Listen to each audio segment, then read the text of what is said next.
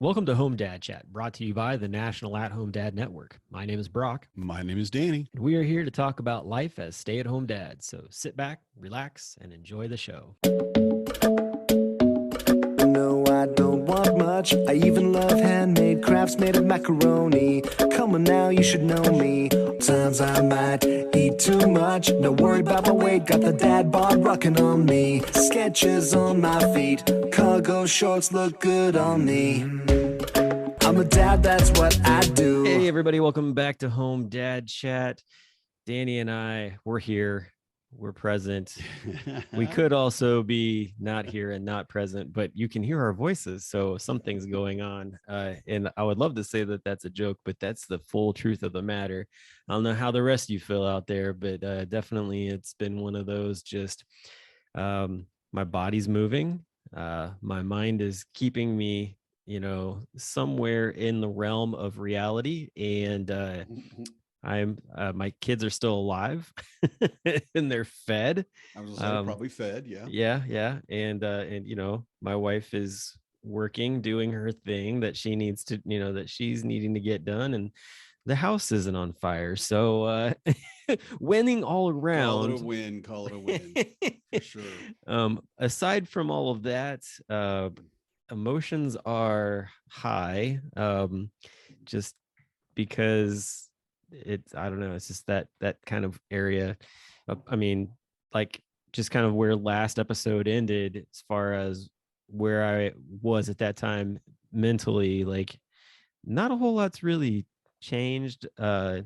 It's a roller coaster. So and I feel like Danny's kind of right there on the same train with me on this, and I feel like there's a lot of guys like that online right now. So it's been a hell of a year. It's it's just been 18 days. 18 days. God, man, can you stop? It is the slow roll for sure. Oh my gosh. But hey, Valentine's Day is coming. I mean, that's my son's birthday, so it's about all Valentine's. That's about all Valentine's Day is now. No. Man. Seriously though, are you gonna do something for Valentine's Day? Probably not. We typically don't do a whole lot. I mean, it's his day. Has been now his coming night. Up. Is it his night though? Come on.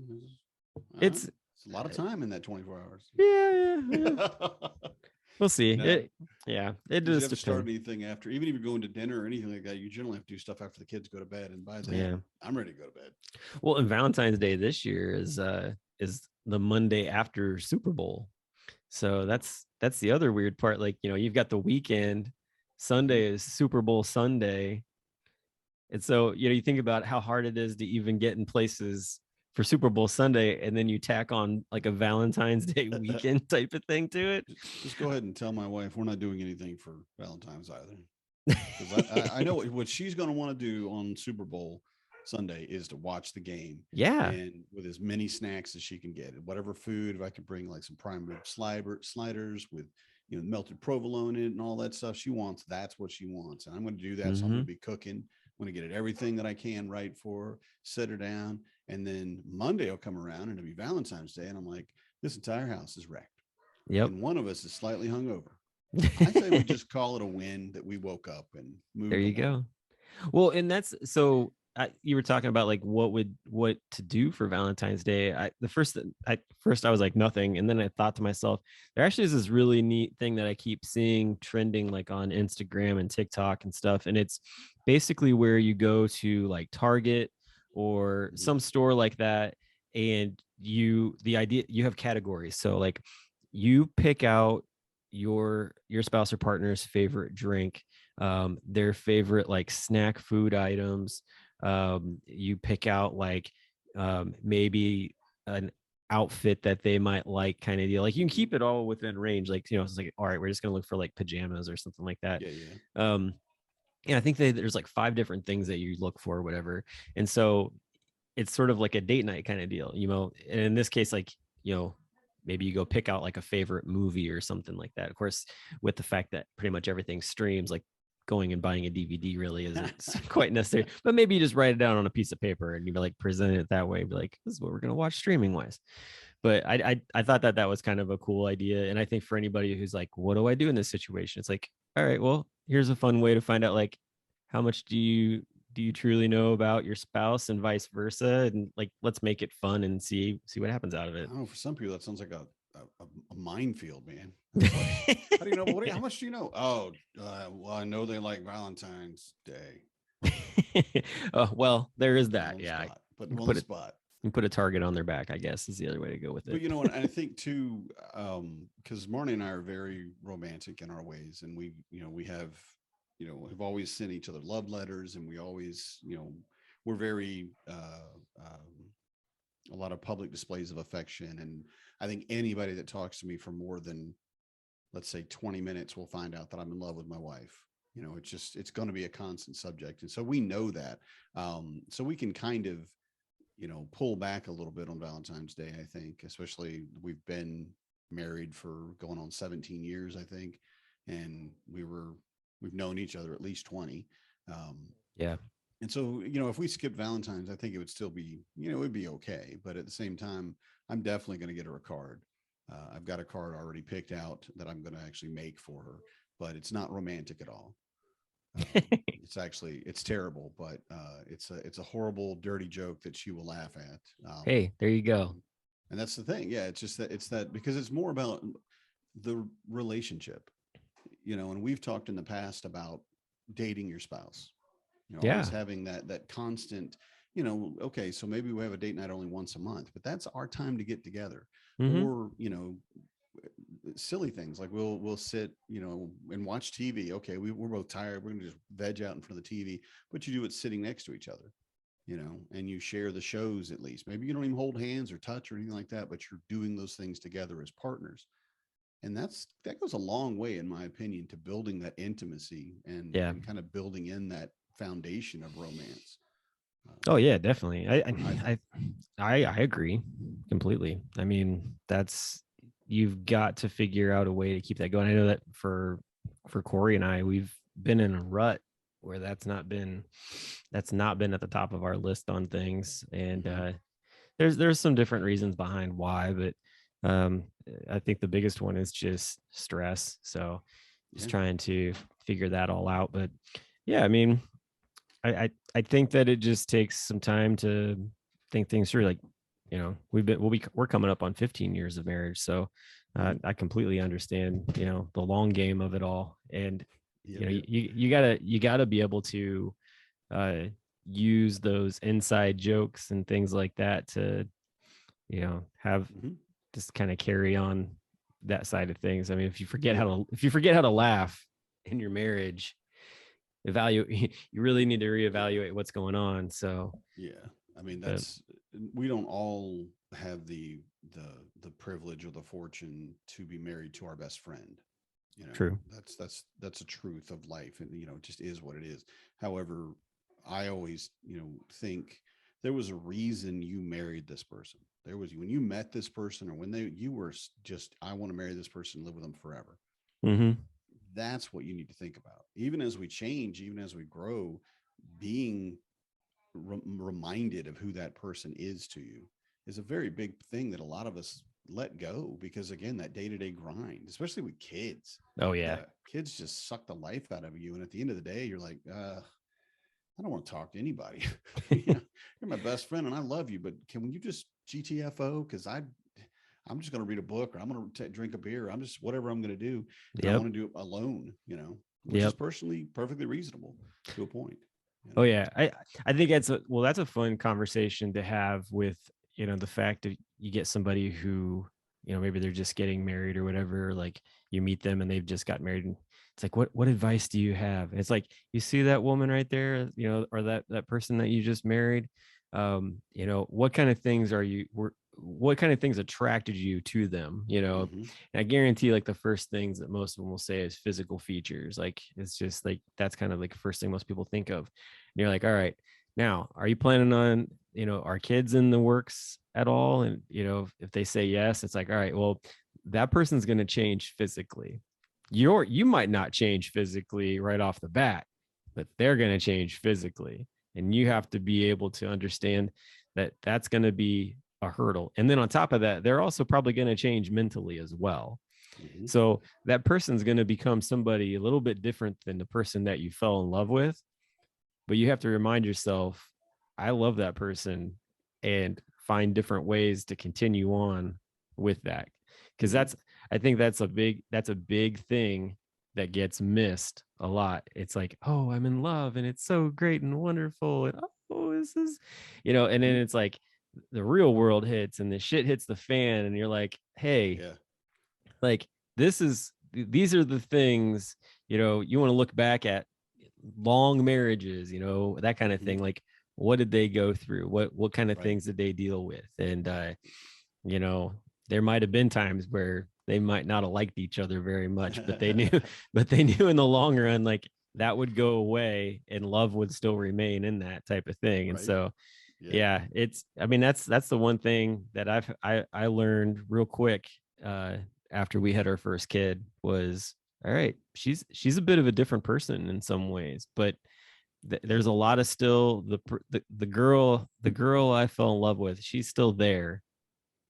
It's just in a different way in some areas. And then also too, like finding ways to bring some of those old things, old personalities, old character traits back up through, what you plan to do and that kind of thing. So like, like you were talking about, like having that inside joke, that, those kind of deals. So, I mean, that is truly like the give and take of a relationship. And it's one to not be missed or overlooked for sure. Yeah, definitely. And I think too, going on where we ended last week and kind of how we started out this week. And I think a lot of times as you and I've gotten to know each other, how we start out our conversations is a part of a good relationship is, especially in marriage, is emotional openness. Yeah. Being one, self-aware, so you know what you're feeling, you know what's going on, you have words for all the stuff you're feeling, but then the willingness or even the courage, I would say in some cases, to go to your partner, your best friend, your spouse, and say, this is what I'm feeling, and preface it, if it's going to be something bad, I love you and I think I will always love you. I can't see a time when I couldn't love you. However, I'm very angry with you. I'm very resentful of this. I'm very sad that this happened. I'm very frustrated that every time I do this, you do this, whatever it is. But that ability to communicate is not easy. Or it's not easy for everybody, I should say. I would think you and I have a pretty much easier time than most people communicating. We just that's what we do. Right. But like for the majority of people, and Marnie included, she's fine with texting and emails, but she never wants to be on the phone. She'll call me, but she never wants to call people. It's a horrible experience for her for whatever reason. And she is open about her emotions, but it's easier for her to do it in text or whatever. But it wasn't the first thing that she went to with, I'm going to tell you how I'm feeling. Yeah. I'm going to show you, we were, honeymoon phase. I love you. I love you too. I'll love you forever. You're not getting out of this relationship alive. Yeah. And that's where we are today. There's no plan B. I guess that's the one. Exactly. That's the one that we use a lot. No plan B. This is it. You're stuck with me. There's no refunds. I threw away the receipt. The other thing that I get told from her is that she gets to die first, which I think is so unfair. But she said it could be like 2 seconds before. She gets to go first. I'm like, great, okay. Yeah. Apparently, I missed that in the small print in the contract before I signed. Whoops. Oh well. Yeah. Oh well. But yeah. Well, speaking about former episodes as well, we've had some really cool interactions with some listeners that I kind of wanted to put out there. I really enjoyed Eric Schorberg's message he sent out with his He-Man and how he was passing down his He-Man toys to his kids. And even though they broke, he like super glued the legs back on. I'm like, yeah, that's how you keep that going. That's right. That's not broke forever. That just needs a little repair. Yeah, exactly. Like, they can still play with it. They don't need full action. Even without legs, it don't matter. You can still play with it. So it's He-Man, because He-Man was just Now, I don't know how many you had or what you had. I was much more, and I think I've said this before, into Star Wars and G.I. Joe guys. That's where, what we had. But what I always wanted from the Masters of the Universe was Battle Cat. Oh yeah. And I just like, oh, yeah. Man, but it was always too expensive. And we weren't even going to look at that as a kid. But man, that thing, I'm just like that. Battle Cat was that was the car tank thing, right? Like that wasn't like the actual. Are we talking about? We're talking about Cringer turning into Battle Cat. Yeah, okay. Into Battle Cat. Well, I just know that there was like, I remember there being like a vehicle as well at one point too, so I wasn't sure. No. Also, the Thundercat's an amazing tank. I'm just saying, but yeah. That's a whole nother thing. Yeah. Yeah. But yeah, no, I definitely was into He-Man. I had Castle Grayskull and oh, cool. All that. Yeah. Like, and it opened up and did all kinds of cool things. So, and I've recently have watched the 2 seasons that they put out with the remake on Netflix, and it's amazing. Excellent job, right? Oh yeah, Kevin Smith and the guys, like, kudos, like, for real, like, well done. And seeing it, because we've had so many things that were kind of a rehash or a remake, and we had and you get to a point, like, what else you're going to remake? And so when it comes out, I don't know about you, but I'm kind of like, well, we'll see what it is. Like Dune, the book was okay. It was really meaty, but the 84, 87, whichever movie it was, with the big hair and the drums, and that was amazing. I was in top 5. Anytime that movie's on, I'll stop and watch it. All right. And so they remade it, and I'm like, I don't know, man. I did watch the new one that they put out on HBO. I loved it. It was good. I loved it. It was an epic movie. I mean, it was really at the level of the books, in my opinion, which are, too much to read, I think. And I love to read. It's just too much. It's a slow roll, but it's good though. But yeah, He-Man. And they did it so well. I was like, I was expecting it to be kind of goofy. I didn't think that they would really get, the excitement and the adventure behind it. Yeah. They did the remake of She-Ra.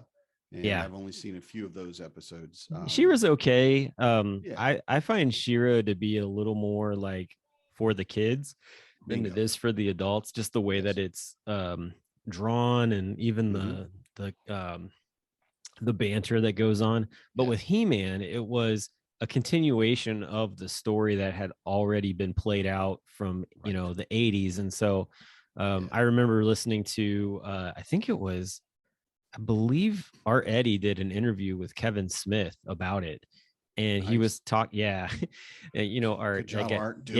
Art, man, he's grabbing up everybody. But he interviewed him, and in the interview they were talking about the fact that the guys who wrote the original He-Man came to him and was like, "Hey, would you want to produce this? Like, we're gonna write it." And so you have the original writers from the 80s there, and then you get Kevin Smith to come on and produce it, and he's really big into comic books and everything, and then to really just sort of put the whole thing into play, you get Mark Hamill to play the voice of Skeletor. I mean, honestly, like, so it was like this amazing sandwich of nostalgia that got put together, and to sit there and watch it was awesome. My kids loved it. So but yeah, I mean, that's the fun thing. Like, that's what we were talking about being dads. Like, you get to pass that kind of stuff down to your kids. So, so it was neat to see Eric talk about that and point that out. Saw a shout out from Brett Landry about us just giving him some love or whatever. So, so that was cool. And then you'd mentioned one of the guys stating that he really connected with what you were talking about with your family dynamic and with your kids and stuff. And so I love that, man. That's those are the kind of things that keep me going in the podcast world. It's like, oh, like, people are listening. Wow. Like, it's not going into the void. Like, it's actually going into people's ears. I mean, we're having fun, but just the thought that somebody else is having fun too. All right. That's the thing. Sure. Did we give a shout out last week to Ed Levezzo? We did. We're going to give another one tonight, because I forgot last week. I forgot I did it last week. Yeah, you did. So I'm just going to make sure, because my boy Ed, he's just, he's my boy. love Yeah, it. Ed's I freaking tagged awesome. him, and I tagged him in the thing as well when we went We out. talked about So running. That's right. You and Quetzal yeah, and Ed doing the, the challenge. Or I guess just Quetzal and Ed, but you're like, I won you in. I signed the just paper or something. I don't know. yeah, I'll get in there eventually. Well, that's the thing too, is you have the motivation, you have the desire. Basically, you're literally waiting for the doctor to say, okay, you're Yeah, in good enough shape, you've healed, you can get up and get moving, because you can't play around with it, especially not in your 40s, right. you know. Well, and So it's that's like good. going to PT and then coming home and feeling like kind of like crap because you're like worn out from Yeah. all the different new muscle movement things. So, because that was the thing today, I was like, yeah, like I could get the bike out and like put it on the trainer and kind of get it ready. And I like walk down there and I'm like, I have like I don't have the energy. I just No, don't like. Oh, this is no tiring just desire. thinking about. So Yeah. it's there. It'll come into play. It's just it's all a process. So Mm-hmm.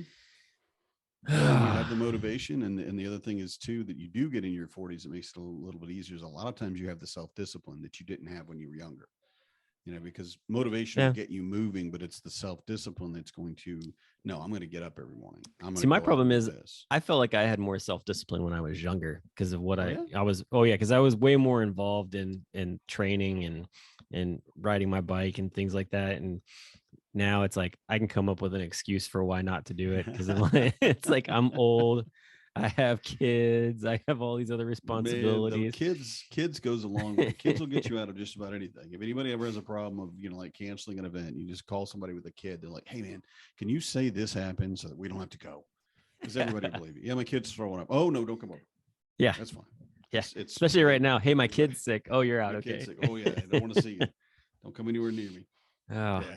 Or try to give you the stomach flu. Ugh, man, people passing diseases around. It's kind of really funny because after wearing a mask for what, 2, 3 years, whatever it's been now, 7 decades, yeah. um, 10 years.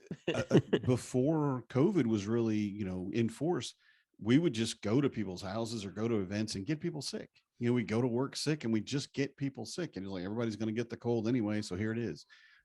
No, that's probably not the most intelligent way to live. It's probably better to, I got a cough. I'm going to just put a mask on so I don't hack on you. I love that it's a completely different mentality between where we were before and after. Well, for a lot of people, For I'll a say. lot of, yeah, not A lot of everybody, people. but yeah. We don't have to go down that path. No, let's not. Okay, we're gonna shut that door. Okay, it's closed. Nice sound effects. On to Nice. other things. Yeah, yeah, you like that? Yeah. So with we're getting close to the end of January, so we're almost out of the first cold month, going into what I would consider to be like, I feel like February is like the coldest month. Like it tends to be the freezer of all things. But we've got lots of things going on in the football world. And I know that we had Mike on a while back to talk football. I was actually, this past weekend, it was kind of fun. So the Bengals were playing their playoff game, and they won their game for the first time in 31 years. I was 10 years old. Cheers. When they won the last time in the playoffs. They honestly, like, it's really exciting with that.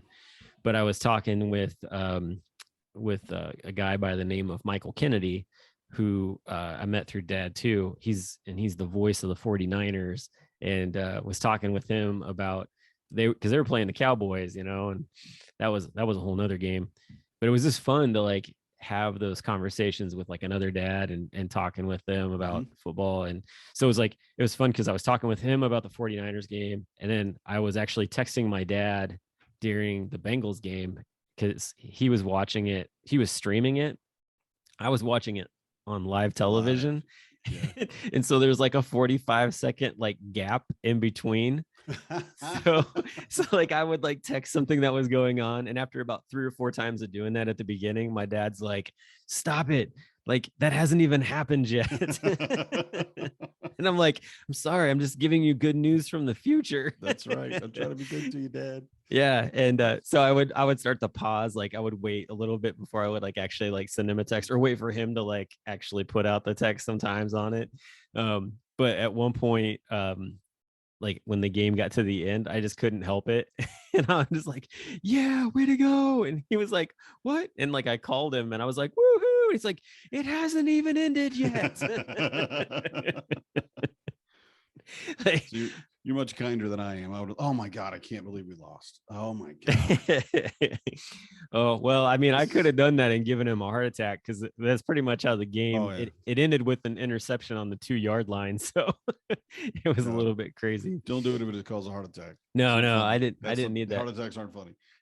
Yeah. Well, they are funny, but not when they happen to people. No. So anyway, yeah. So it's just kind of fun, like just having that time with him and being able to do that, even though he was far away. So yeah, I've gotten more into football this year than I have in past years. So we were more into college ball in Georgia, living in Athens, or very close to Athens, which is the home of the Georgia Bulldogs. Oh, national champs. Yeah. So that was a good game too. And the funniest thing is that it's not that, surprising, I guess, but I go and I'm getting a pickup order for my groceries, right? And the guy comes up and he kind of knocks on the window to show you the order and, make sure he's got the right person or whatever. And he's wearing a Georgia Bulldog face mask, right? And I know, the big game. All right, cool. But, you can be a fan at any time, but it was worn. It's been used, you could tell. And so I said, are you a dog fan? And he said, I sure am. Yes, sir. And I'm like, oh, that's cool. Where are you from? And he goes, well, I'm from here.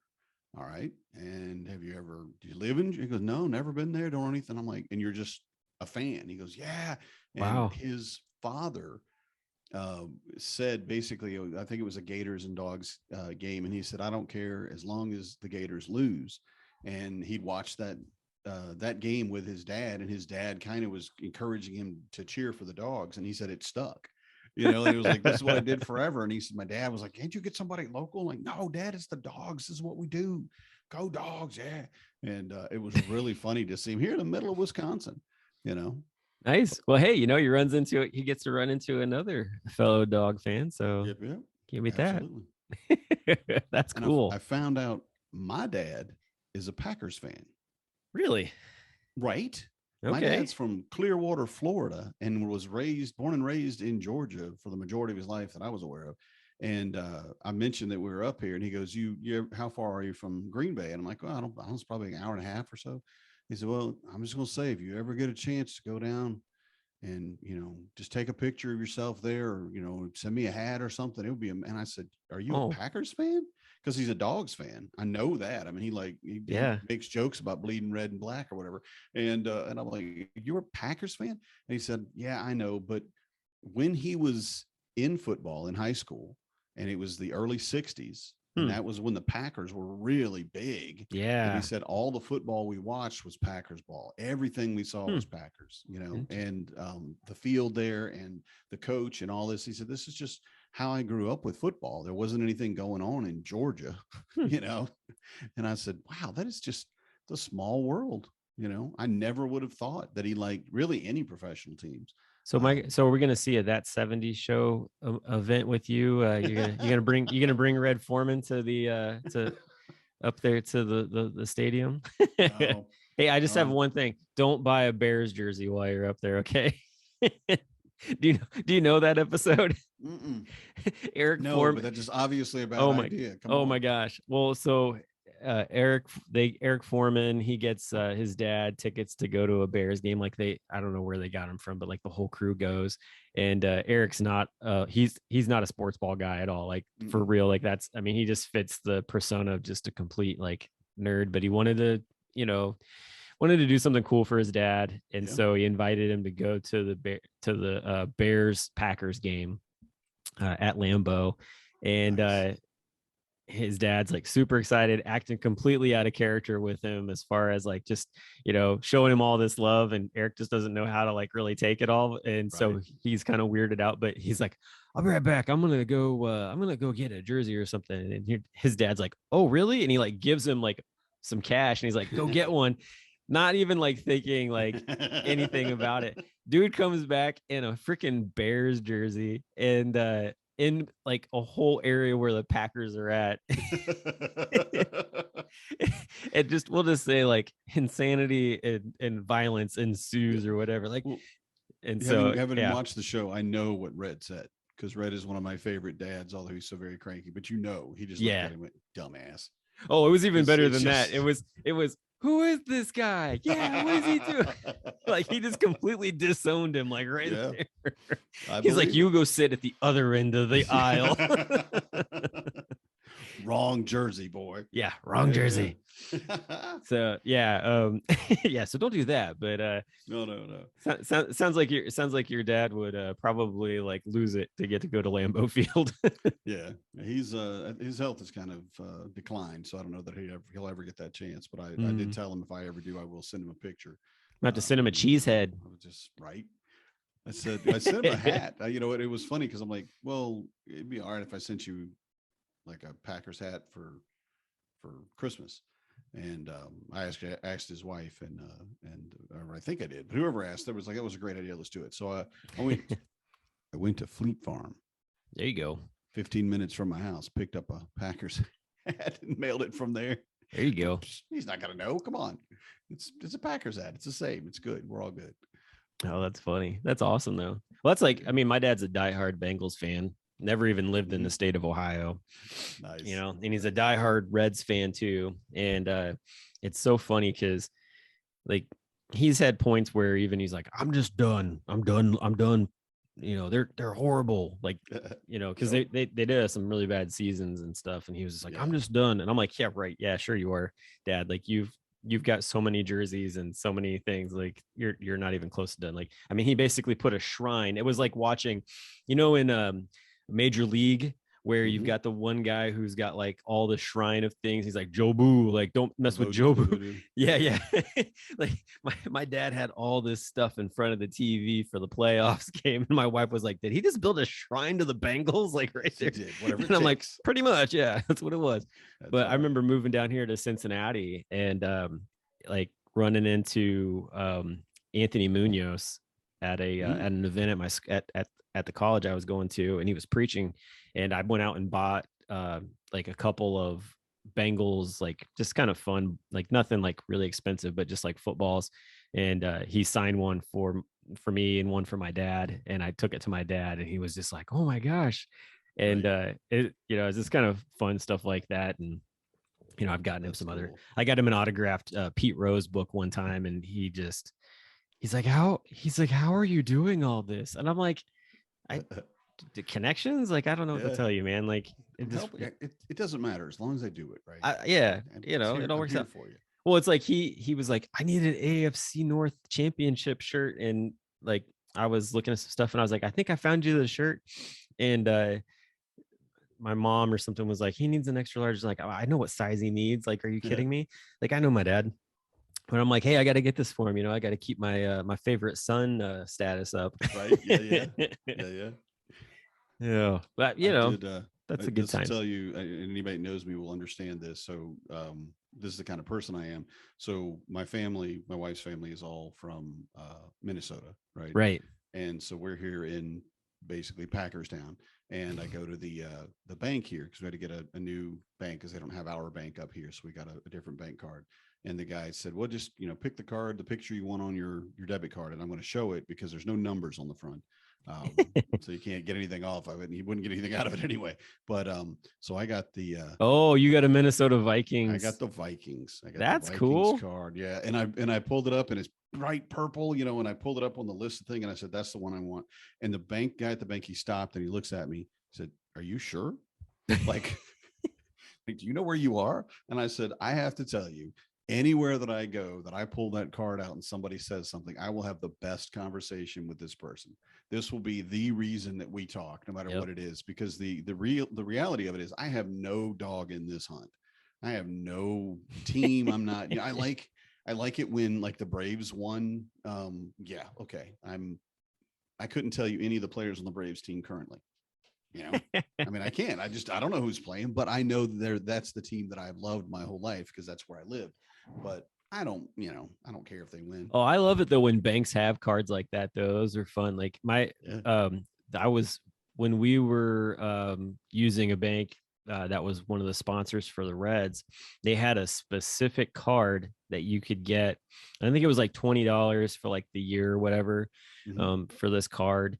But the thing that came with it was the fact that it gave you discount on tickets and on merchandise at the pro shop downtown. Oh, nice. So like I could take it down and go by, like I would get people all the time to be like, hey, like I want to go to this game or whatever. And I'm like, hey, like let me know what game it is. I can go down. I'll get tickets for half price during the week. Cause like Monday through, I think it was like Monday through Thursday or something like that. It was half price tickets.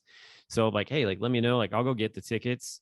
And so, or I would tell guys like, hey, like let's go to the game. Like I can get tickets for free. You know, it's like the seats that are $32 I can get for $16. I mean, who wouldn't want to do that? I mean, they're awesome seats.